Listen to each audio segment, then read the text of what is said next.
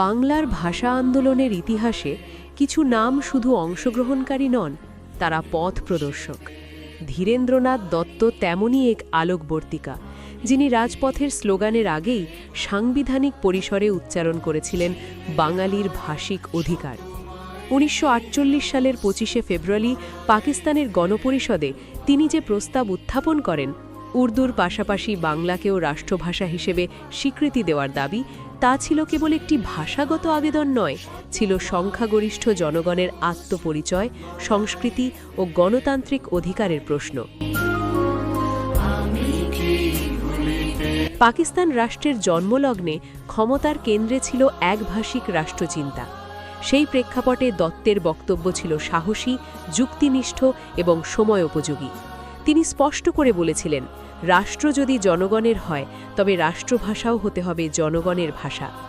সংখ্যাগরিষ্ঠ মানুষের ভাষাকে অস্বীকার করে রাষ্ট্রের ভিত্তি মজবুত করা যায় না। এই সহজ কিন্তু গভীর সত্যটি তিনি তুলে ধরেছিলেন। তার বক্তব্যে ছিল না উগ্রতা, ছিল সাংবিধানিক শালীনতা, যুক্তির দৃঢ়তা এবং গণতান্ত্রিক বিশ্বাস।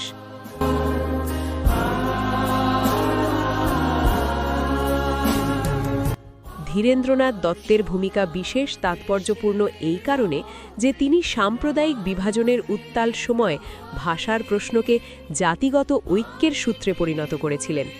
একজন হিন্দু নেতা হিসেবে নয়, তিনি কথা বলেছিলেন একজন বাঙালি ও গণপরিষদের প্রতিনিধি হিসেবে।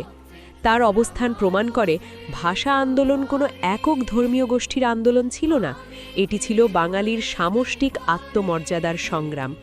এই অবস্থানই পরবর্তীকালে হিন্দু মুসলিম নির্বিশেষে ছাত্র, শিক্ষক ও সাধারণ মানুষকে এক কাতারে দাঁড়াতে নৈতিক শক্তি জুগিয়েছিল।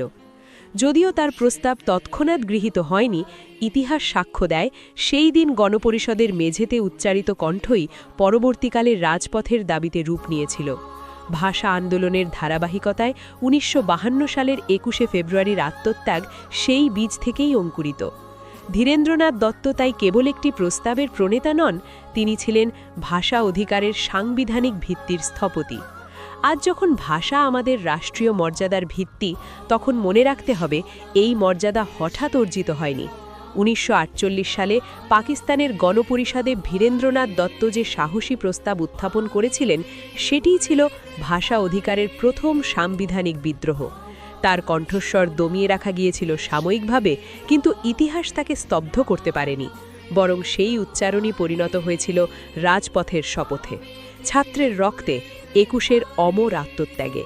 তাই ধীরেন্দ্রনাথ দত্ত শুধু একজন প্রস্তাবক নন, তিনি ভাষা অধিকারের প্রাতিষ্ঠানিক সূচনার স্থপতি, যার সাহস বাঙালির রাজনৈতিক আত্মপরিচয়ের ভিত রচনা করে দিয়েছে।